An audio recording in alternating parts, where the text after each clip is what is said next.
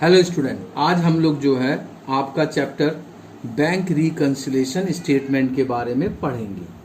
तो bank reconciliation जो है आपका, ये क्या चीज़ होता है?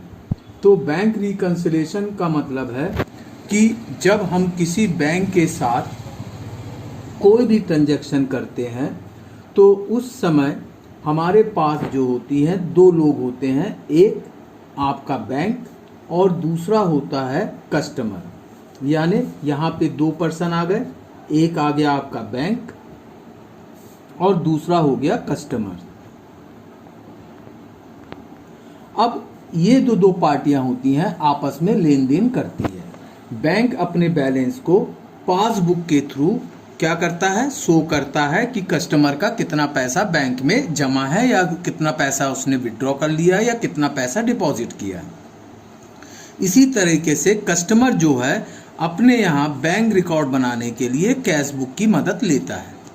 अब अदर वर्ड्स में कहें कि दो लोग हैं, एक ट्रांजैक्शन में इन्वॉल्व है और दोनों के जो बैलेंस है जमा करने का या विड्रॉ करने का या किसी भी ट्रांजैक्शन के बाद जो बैलेंस शो होना चाहिए वो क्या होना चाहिए, इक्वल शो होना चाहिए।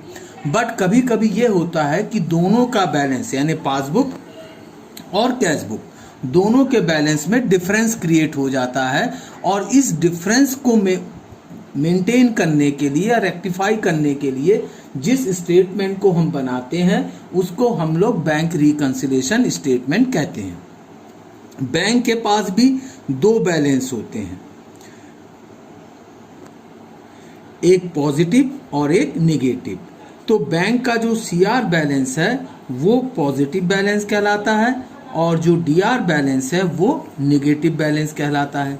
इसी तरह से कैश बुक के पास भी अपने बैलेंस होते हैं। यहाँ भी दो बैलेंस होते हैं, एक डीआर बैलेंस यानी कैश बुक के लिए पॉजिटिव बैलेंस होता है और सीआर बैलेंस मतलब ये नेगेटिव बैलेंस होता है। अब ये डिफरेंसेस क्यों क्रिएट होते हैं इसके बारे में हमको समझना पड़ेगा। अगर मैं एज्यूम करूं कि हमारे पास जो है बैलेंस जो है वो 5,000 का है, दोनों जगह 5,000 के बैलेंस है।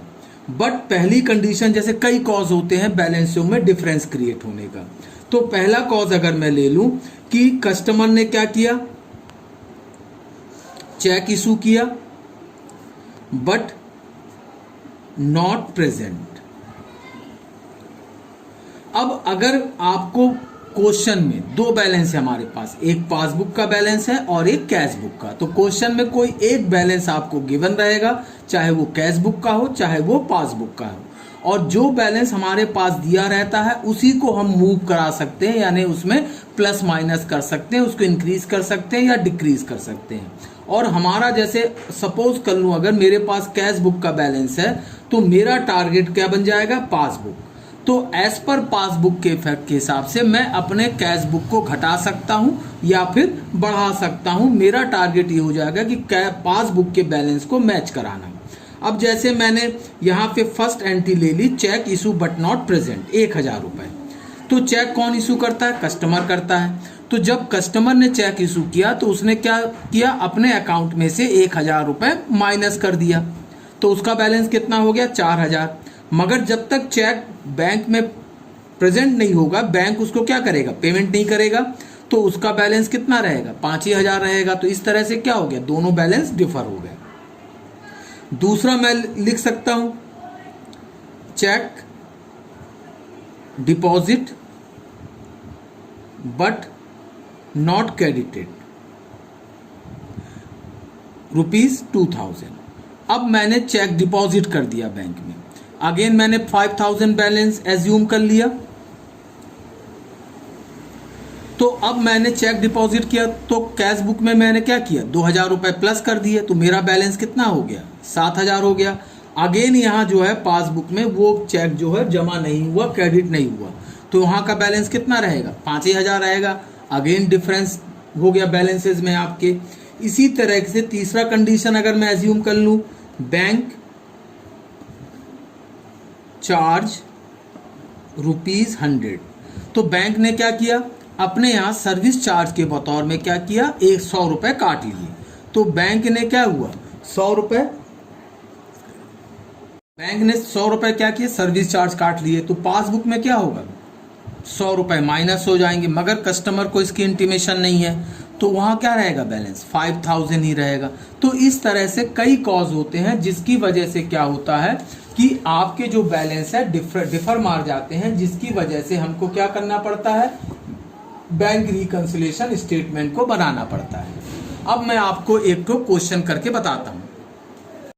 हाँ, आज जैसे कि मैंने आपको बताया कि मैं अब एक क्वेश्चन आपको सॉल्व करके बताता हूं। तो जो बैंक रिकंसिलिएशन स्टेटमेंट का जो फॉर्मेट है इस तरीके से बनता है।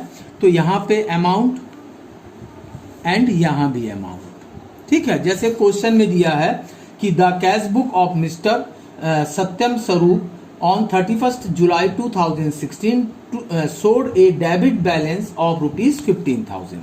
तो यहाँ डेबिट बैलेंस कैश बुक का मतलब क्या है कि ये पॉजिटिव बैलेंस है, जैसे कि आपको मैंने अभी बताया था। तो यहाँ पे सबसे पहले मैं क्या लिखूंगा, एस पर कैश बुक बैलेंस कितना दिया है, 15,000।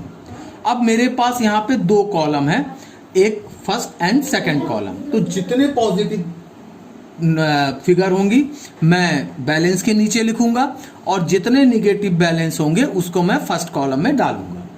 अब आगे चलते हैं कि जैसे यहाँ पे दिया गया है और the reconciling with the passbook it was revealed that the check of ₹1,000 and 1,400 deposit with the bank on 30 July were not yet collected। यानी उनने दो चेक डिपॉजिट किए थे, कहां पे, बैंक में, मगर दोनों चेक जो हैं जमा नहीं हुए, जैसे मैंने अभी पीछे बताया था। मतलब इसमें कैश बुक तो बढ़ गया बट पासबुक नहीं बढ़ा। तो मैंने बताया था कि आपका टारगेट अब क्या है, पासबुक है। तो अब मैं यहाँ पे ये फिगर जो कि पासबुक नहीं बढ़ा, इसलिए इसको मैं क्या करूंगा, माइनस करूंगा। लिखूंगा क्या, cheque deposit but not collected. तो कितने का चेक था, एक था 1000 रुपए का और एक था 1400 रुपए का, यानी टोटल 2400 रुपए। मैंने इसको फर्स्ट कॉलम में डाल दिया क्योंकि ये फिगर माइनस हो गई। आगे देखें, cheque worth ₹1200, 1600 and 2400 were issued on 28 July were not presented for payment as yet. यानी उसने 3 चेक इशू किए बट वो बैंक में प्रेजेंट नहीं हुआ। इसका मतलब हुआ मैंने कैश बुक को तो रिड्यूस कर दिया बट पासबुक रिड्यूस नहीं हुआ। तो मतलब पासबुक नहीं हुआ रिड्यूस, मतलब मुझे क्या करना पड़ेगा, इसको बढ़ाना पड़ेगा, यानी प्लस करना पड़ेगा। अगेन मैं नरेशन लिखूंगा, cheque issue but not present. कितने का चेक है, एक चेक है 1200 रुपए का, एक चेक है 1600 रुपए का और एक चेक है 2400 रुपए का। यानी टोटल अमाउंट जो हो जाता है आपका 5200। तो ये मैं कहां डाल दूंगा, पॉजिटिव प्लेस में, यानी कि 1500 के साथ प्लस करने का।